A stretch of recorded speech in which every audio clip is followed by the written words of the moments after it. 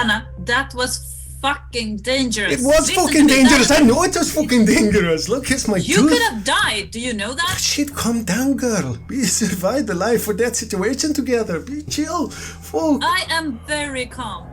I haven't seen Alice myself.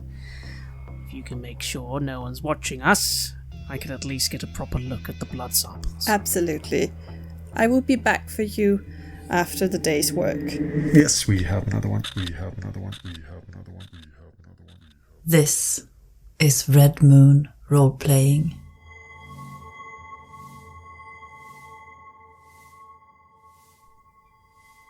They carry the body on the stretcher unhurriedly, in sharp contrast to the rush and the panic when they brought the stretcher up. Madeleine, you get the call among the first 3 people.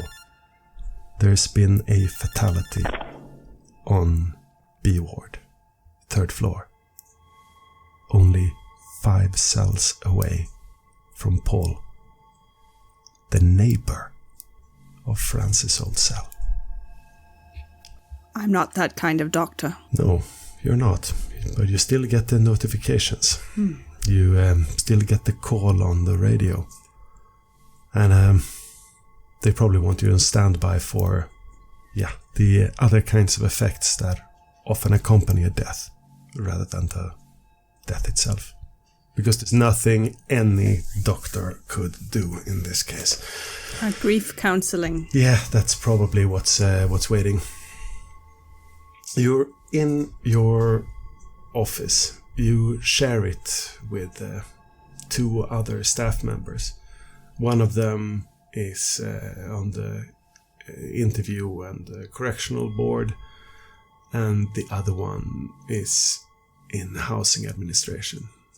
They each have their screens and stationary fat Dell computers at their desks. How have you made your desk? It's quite Spartan. I don't really have any personal effects or anything that can reveal much about what I do, and I carry my belongings in and out with me when I come and go, but I keep some less important files lying around, so to look normal. Yeah, the others' places are cluttered with world's best dad mugs and strange memorabilia, even some strange, huge-headed figure, and a perpetuum mobile-style cat's cradle of these shiny balls, and probably a cheese sandwich somewhere in some drawer. There's a funky smell. Then there is commotion outside the door. The body is being carried into the examining room, into the medical unit. And you see it pass, Francis. Paul, you're up on the stairwell. As they carry the dead body away, you realize that they have left the doors unlocked. All of the doors to you who were being taken to the work shift's doors are open. Guess it's an accidental social, as it's known when they forget to lock and come back and do it later. Sometimes hours later. Stories are being told them when it's been days. They lock the door behind them and the body is gone. His cellmate is crying his eyes out. Huh. As I look over to that cell, I think any of the cells that have been left open, anyone that has been paid a visit of what I think has happened during the night time. That is... Yes. There is one, 317. Do I know the people that are in there? I know that it's one of the druggy, but... No, but one of them is... I think he's a Kensington Russian guy. Yeah. It's, yeah, him and Vlad have been talking, but you don't really know him, only that he's deep into the spice. Yeah. He's standing there outside now. He's shaking his shoulders. And then his cellmate comes out. It's a shorter, darker dude. Scratches his hair. Wow. Look. We can walk around a bit, yeah? Huh. Oh! Yay! Somebody bring a stereo! He goes back into his cell and starts taking out the see-through plastic cassette player and presses play on the tape, and pathetically low tinny sound of iced tea comes going through the small speakers. But it's enough for some of the guys to laugh, even one of them to take his shirt off and start gyrating his hips in a little happy dance. People are going over to each other's cells, the ones who know each other, sitting down and starting to roll cigarettes and so on. The usual social routine. Small moment of normalcy. I think to myself that I want to talk to him. Yeah, I want to see if he has by any means been affected, if someone has been draining him, if he's more tired, if he's more pale. Gee, the Russian does not look fresh. I just make that quick notice, but then I'm going to try and make my way over to that cell where the accident was. I hear his sobbing. I want to go talk to the cellmate. I want to know if he's found out anything or seen anything during the night. I want to know. He's on the little bed. He's looks smaller than he usually is. He's a tall, lanky Romanian guy with black hair and big eyes. He looks shattered. Doesn't even see you as you come in. The room is it's cozy in here. At least comparatively. There are woven textiles on some of the walls. Shit, it looks like they've been up to some crafting in here. And there's, the window has little nice drapes. The beds are covered in something that looks like it's a quilt. Hand-painted pictures of children and old women on the walls. Relatives, probably. The upper bunk is empty, though. And the cover has been thrown in the corner. There's some bottles on the floor. That's the first impression. Looking it over, I look over to that cover. I want to have a look. But I say, I'm sorry about your mate. He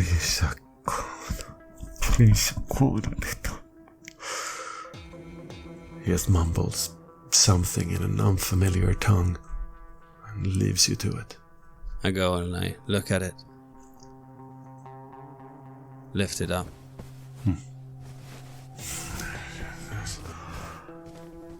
No. Wait.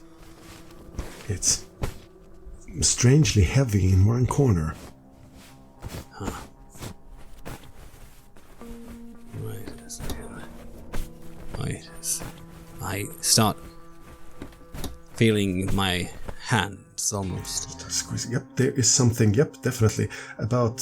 There's two maybe plastic objects sewn into the duvet, into one of the corners. Yep. I gotta get this open. Okay, yeah, that's easy to rip it open. I do it. out comes.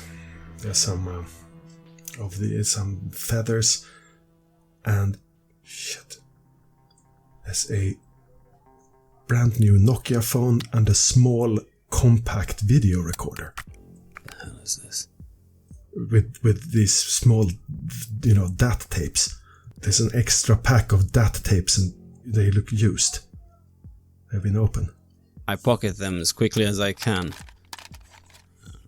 Is the guy looking up? No. He's just shaking his head. Were you close? Slår a cow. He looks up at you. Yes. Like brother. Like... I'm sorry. Like brother. Did you see anything? What happened? My job watch. I feel.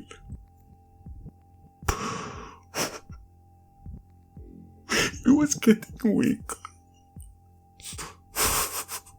He was getting so weak. I could do nothing, he said. I go over to him and I kneel down. Hey, did you see anything? What happened?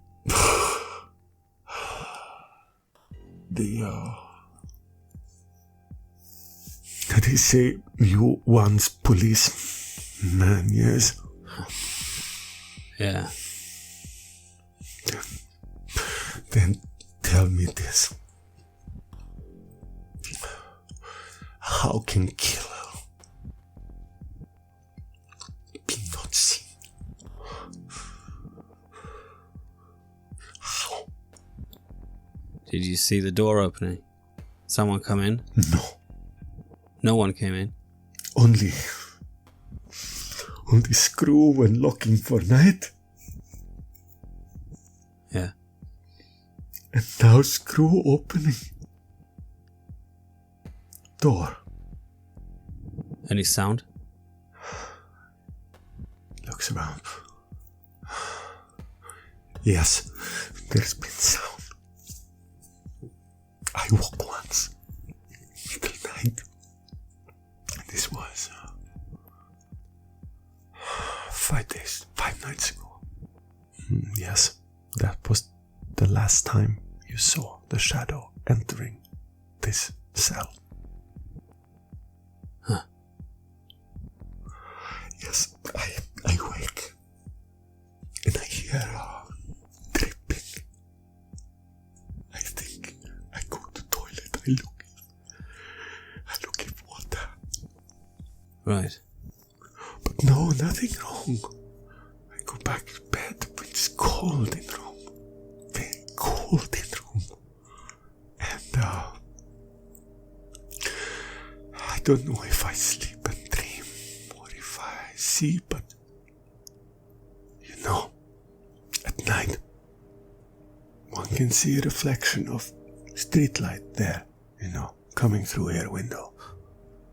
You see little like highway of light, or train of light, I think.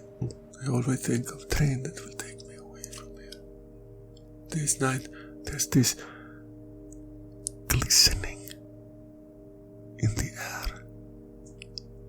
Right under the light, it's like it hits something. Like it hits liquid. Like someone standing by the window. No. Like liquid hanging in air, reflecting light. Must be dream. Sounds... There was but yes, there was blood on sheet day after. Little bit only, he say scratch. He had scratches, rashes, groin mostly, feet. And was he acting strangely? Was he ill? Did he feel different? Yeah. Yes, for last weeks. Especially after last week, getting very bad. But now it cannot get more bad. It's like he was empty, he was awake. He was heavy on the spice, wasn't he? He was always smoke, always. And then, yes, you feel it. The tinge, the acrid tinge, it must be been stuck in the sheets. I think you'll be safer without that. Do you know where he had it? Yes.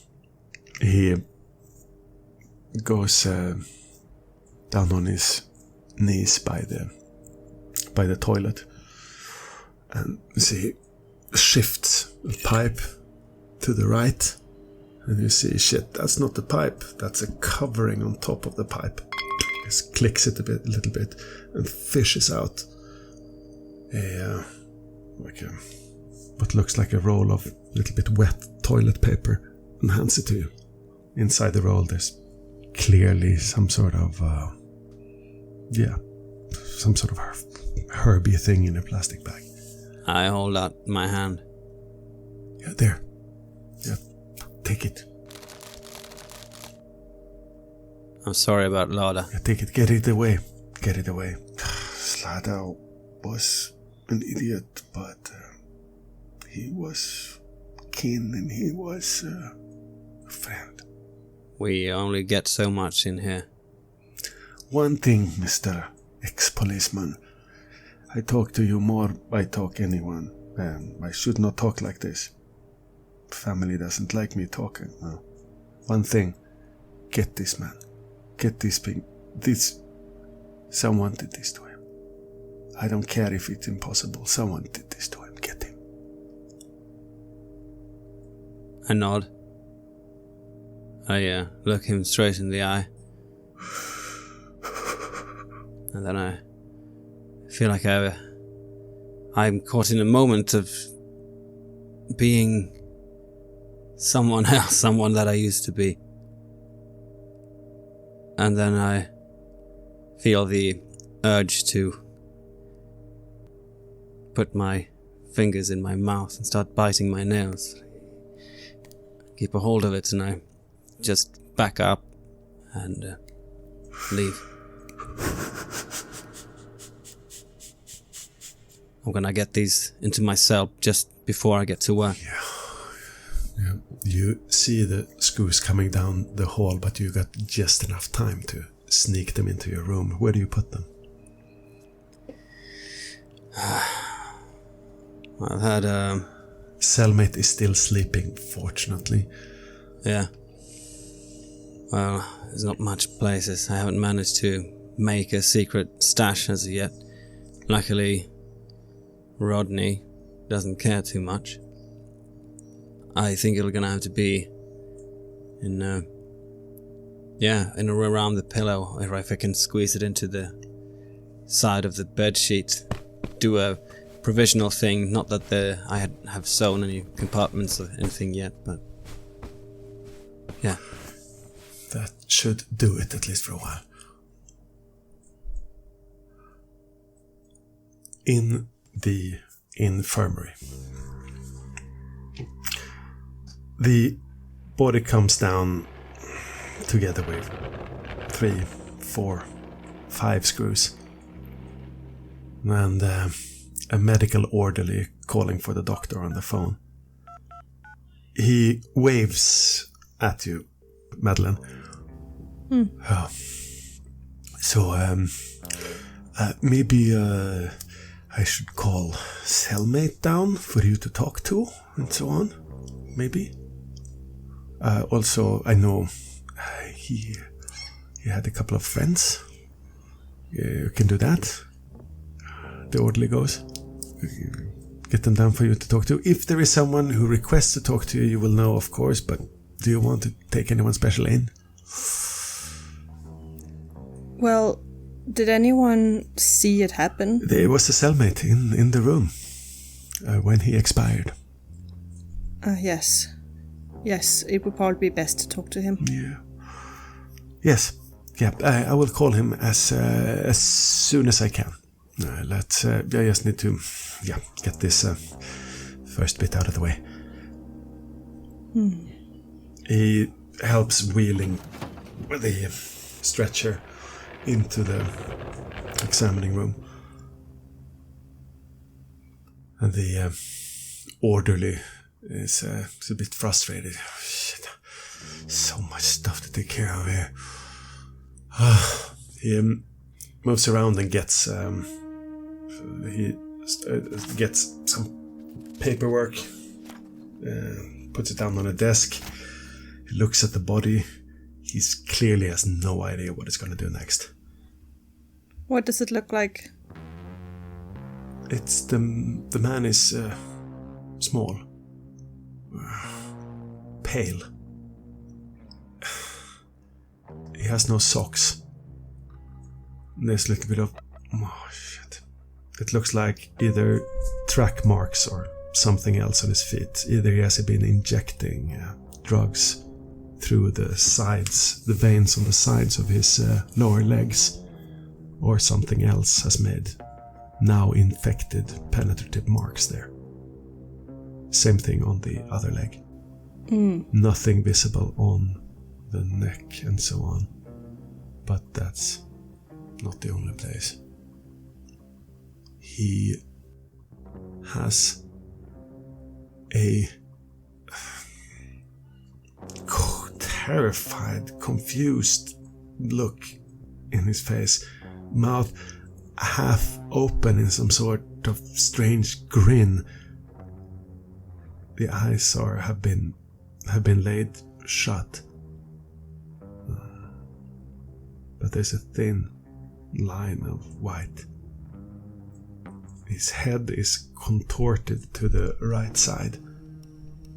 The hands are clawed up. They will soon, very soon, start to relax again before rigor mortis finally sets in.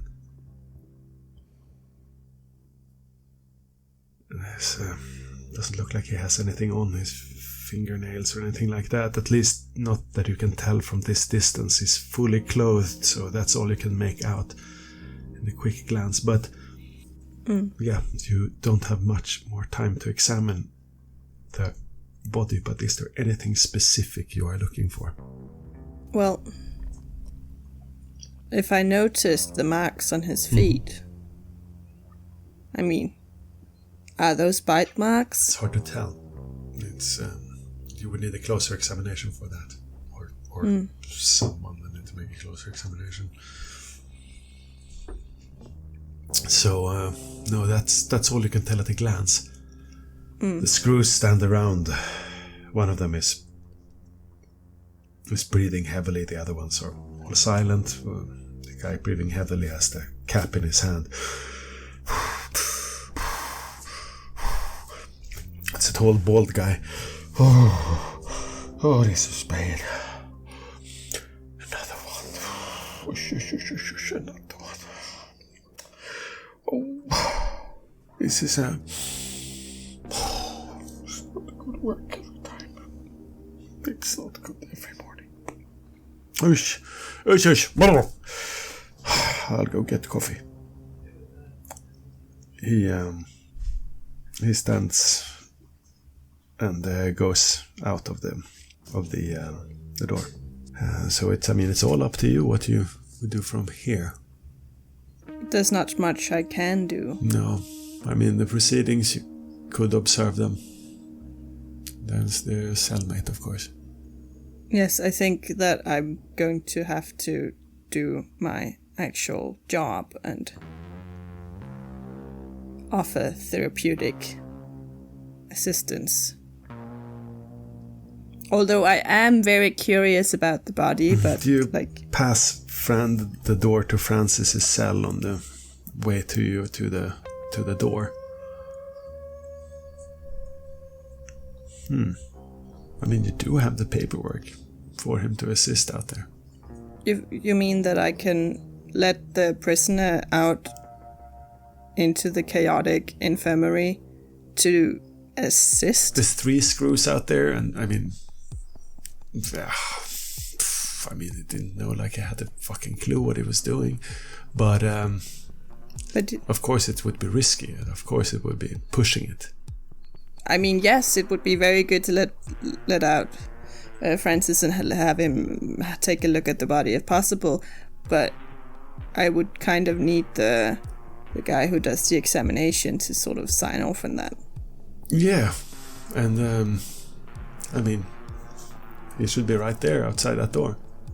Okay, then I will open the door and ask him. Yeah, the medical aide is standing there with a cigarette in his hand, smoking. Okay, so I'm waiting for the MD to come, but he's not going to be here until at least 3 hours, stuck in his car. But he is on his way. So. Well, we do have someone on site who could be of assistance to you. Someone who's medically trained? Yes.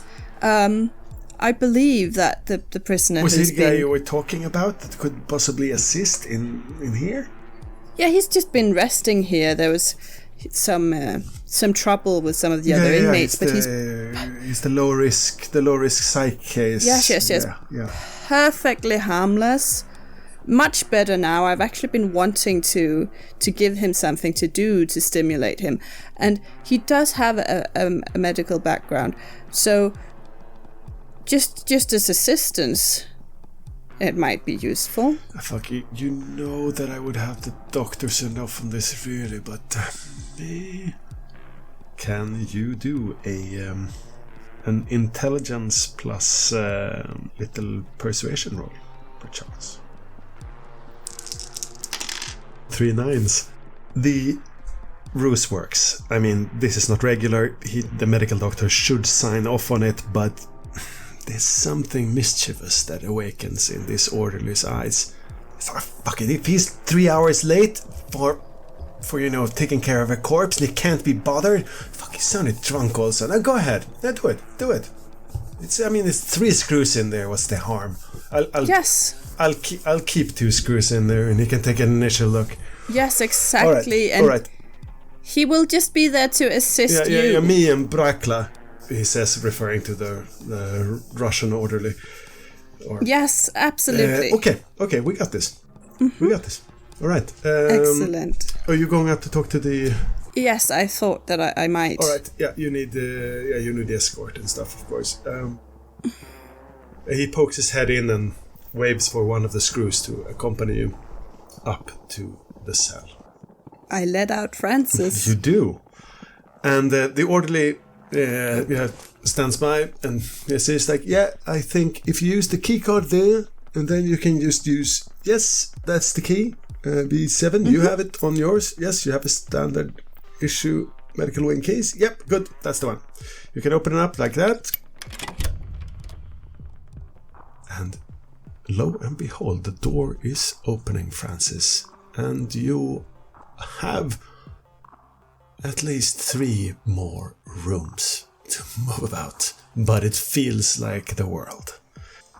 Well, I blink a few times and I just remark, right, what do you need me to do?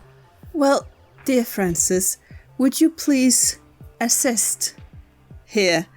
We're a bit overwhelmed, and I do believe that you have some specific experience that might help. Oh, well then, sure, why not? Yeah, Handlebars takes 2 steps out behind Madeleine. Yeah, you're good. We need someone to take a look at this while it's fresh. Yeah, you were helping out here earlier as well, yeah? I have worked in the place before, yes. Good. I will keep my eye on you. If you make one false move, I will put you down. And I will do so with an adequate amount of force. Am I understood? Officer, you've already shown that adequate force on me before. Why on earth would I want to tempt you again? Maybe it's just my lovely face. Or my luscious moustache. But, well, I assure you I'm not going to grab a scalpel and try and carve my way out of the infirmary, if that's what you want. Good. That's all I need to know. Well, I think that might be enough of that. Yes, sorry. Yep, come, chop. He steps on the side and looks at you, Madeleine. He nods, like, firmly, and defers to you and waves his hands at Francis. All yours. I'll just be right here in the back. Good. Well, I shall be off. I have important work to do. I trust that you will find a way to make yourself useful here, yes? I'll do my best. And I begin to follow whoever I'm told to follow. Handlebars shows you around the corner, right into the medical wing. 4 beds, only one of them occupied. A stretcher on rollers. On it, a dead man. A dead man you know. The dead man you saw for the first time under that conference building that hosted the Wolf Dog Show all those eons ago. He was the guy with the little dog. He was the guy who was gonna give you this. He was gonna set up that stupid game and give you access to... Shit, you guess he kind of kept his promise. Huh. Interesting. Remind me, he's not also the guy who the phone fell into the cellar? Oh. Ah, what do you know? Him. Although, of course, if he's here now, then I imagine there's no way the phone hasn't been found. Oh well. Still, here we are. I'm not interested, though, in him. Not really, although I obviously start walking over to the body. But I start just very carefully analysing the room. How many people are in here? And also, is the blood storage area nearby? There are now 4 people in this room. 2 screws. Handlebars. And the tall, bald guy is back. And then there's the 2 orderlies. Madeleine has just left. The room has some boxes of medical equipment on the floor, some cupboards, several of them ajar or open. Medical supplies. There's all of the basic things: the heart starter, the PCR machine, all of the critical injury equipment. Behind that door should be the surgery, and behind that one, yes, out there in the hallway, the one that you have a straight line of sight to from your cell, there is the medical closet. And yet, there's no way I'm going to be able to just walk over to said medical closet. So for now, I'll grit my teeth and I will go and look at the body. Now, of course, I'm already making a massive assumption that I'm going to find that this victim is probably suffering from mass blood loss, but I suppose I better pretend like I am looking him over, so I will begin a cursory examination. Eyes that have only stared at the dank walls and trod the same paths again and again suddenly find purchase on something interesting. A curiosity. I wonder if we can use the scissors to cut up... Oh, the orderly hands you the scissors. Oh, nice. That's a good start. Why, thank you. What was your name again? Bracca. Bracca. Mm-hmm. Wonderful. Well, this is awfully odd, isn't it? But don't worry, let's see if I can learn Handlebars anything. looks at you and points at his eyes and then at yours. He sees the scissors. There's no real risk involved. Yes, and I'm not quite at the level of going out in a blaze of glory just yet. After all, I've had a lot of sleep.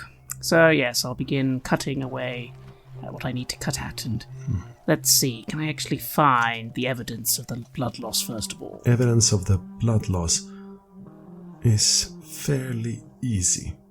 You start feeling the body for lividity.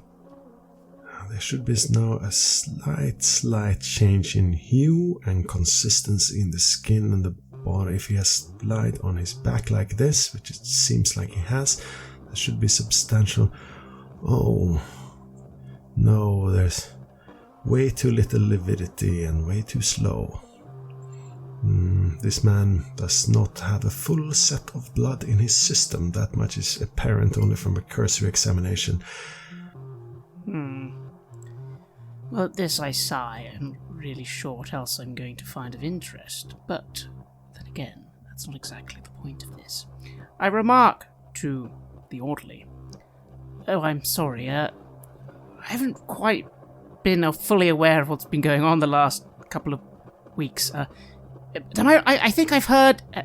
this is the first time you've had someone come in like this, is it? No. There was Jordi before. Quite similar. And there's talk. What talk? Yeah, something bad in the drugs. What else? Well, I mean, that could be it, but I mean... I look at handlebars and then laugh a little. Oh, I don't know. I mean, there is something a little strange I've noticed, but I mean, what do I know? I'm just a virologist. Handlebars raises one eyebrow. No, you're right. There has been cases like this before. Little ones too. I mean, it was years ago now, but we had a spat back in 2002.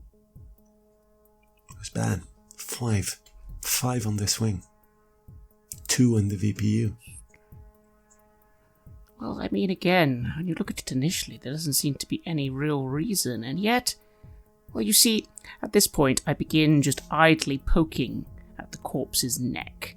There's nothing actually to see there, of course, but I'm pretending to feel something in the nodes.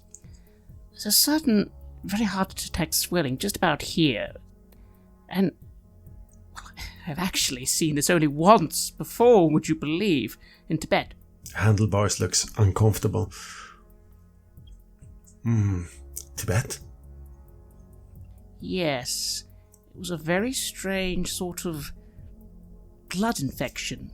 A very odd version of blood infection, rather rare. It's just odd that this seems similar. Granted, I mean, and don't worry, I'm not making any accusations here. I mean, I'd need to do proper blood work to actually see, but it'd be interesting to see the victim's blood, just in case. After all, it's not too contagious, but, well, as you can see, it does seem to be rather lethal. The orderly looks at Handlebars looks at the orderly, and then at you. Sure, go ahead.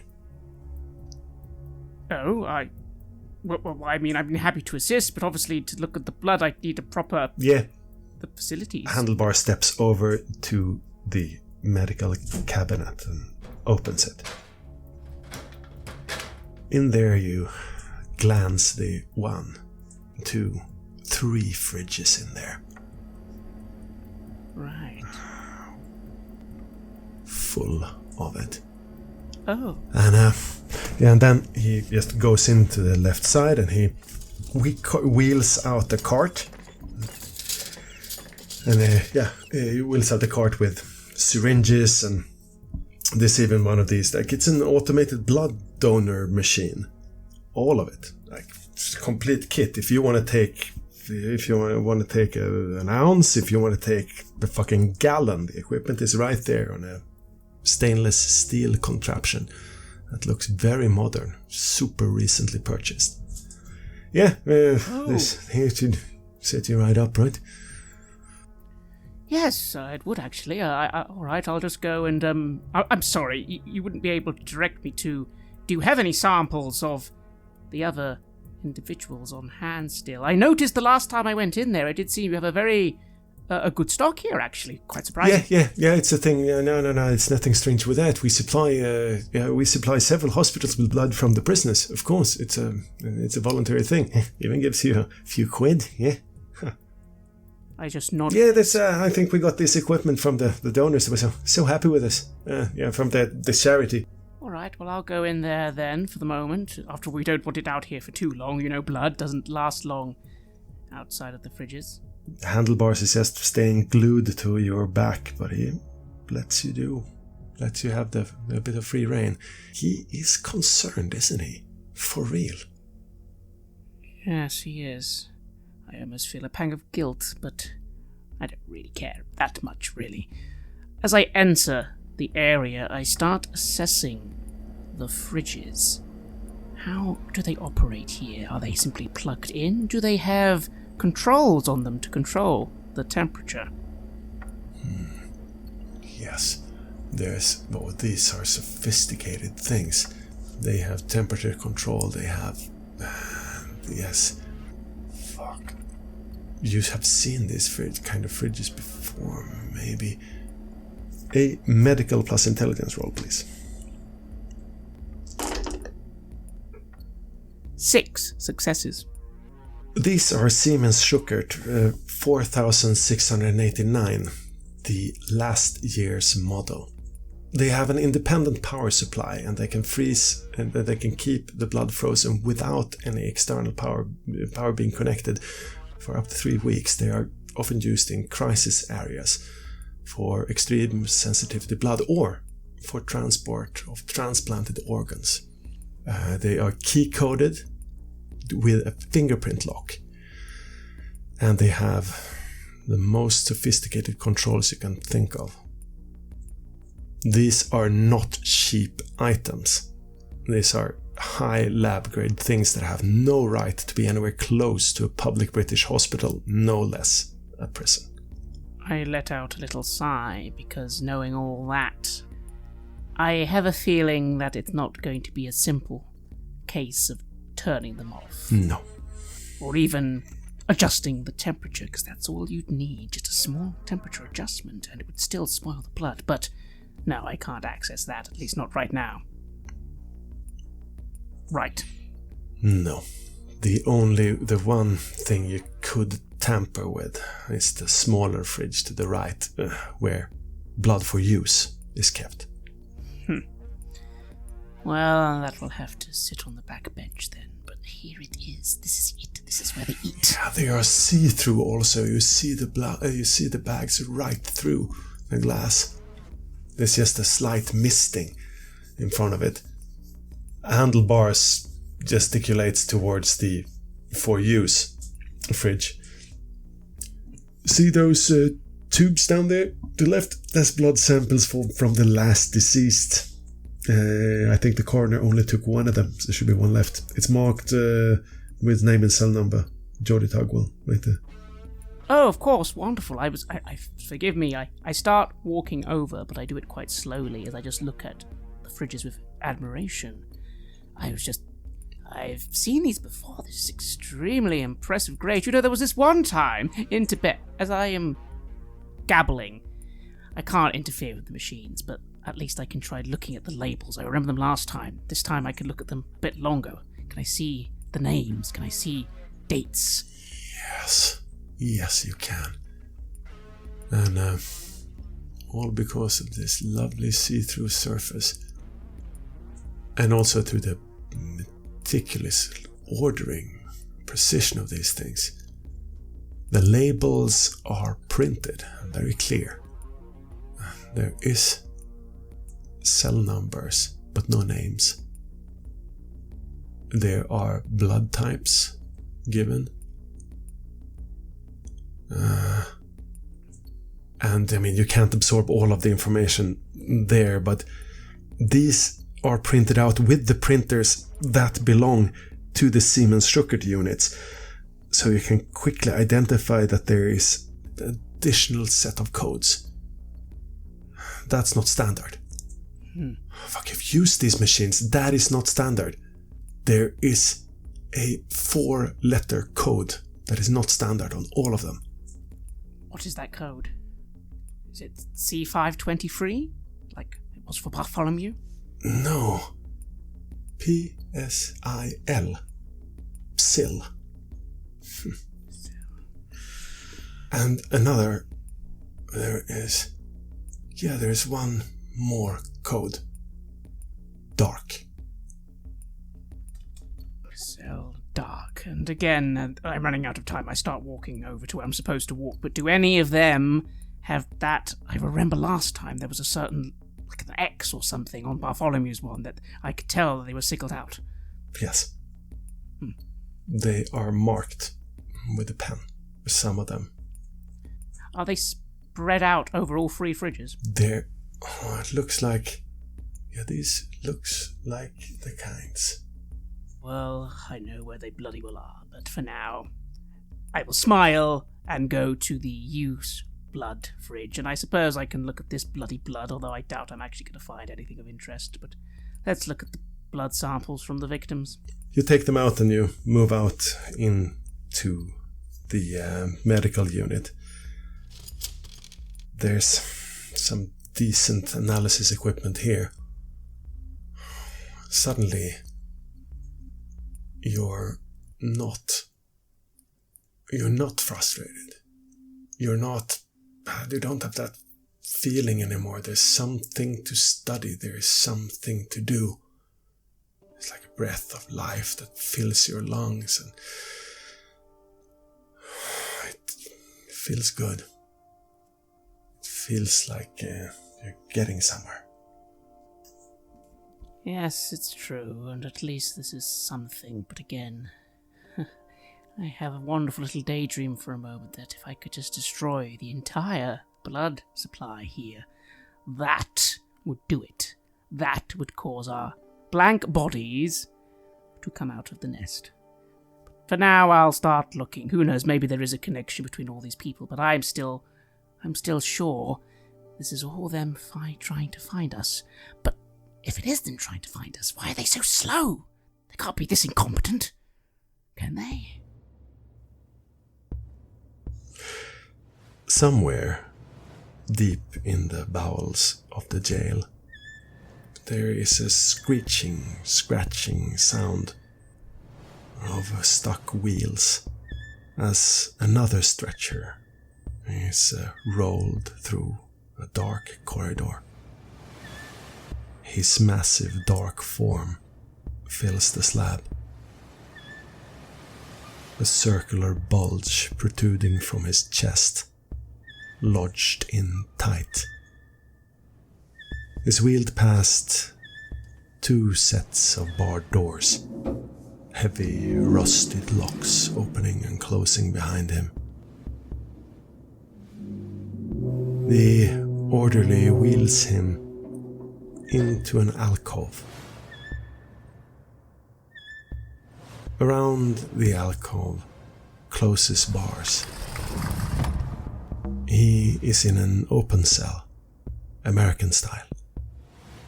There is equipment in there, with him, in the cell. And the orderly hums a little bit as he begins the extraction.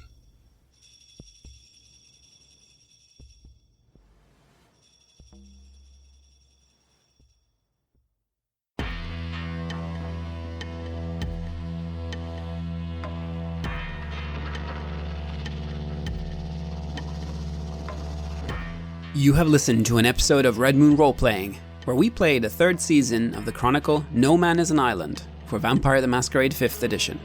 Our storyteller was Martin Ericsson, and we were also joined by Anna-Karin Linder and Freja Gyldenstrøm. The music was created by Lola Zaza, and the sound effects are from the fine folks at freesound.org, zapsplat.com, and Syrinscape. We would like to give massive thanks to our champions of the Red Moon, Martin Heuschober, Nastasia Raulerson, Simon Cooper, David, Julia, Camilla, Ludwig Manford, Bob Lange, Julián, Cameron, Ryan F., and Xabier for their generous support. And we would of course also like to thank all of our other patrons. Without your support, the show would not be possible. If you want to support our work, please check us out on Patreon. You can get access to bonus campaigns for Cult Divinity Lost and Coriolis there, as well as get early and raw access to all of our recordings. You can also hear your name read on the show as a champion of the Red Moon, as well as play Cult with us. Most importantly, that support is what keeps the show going, so do check us out there. And remember, death is not the end.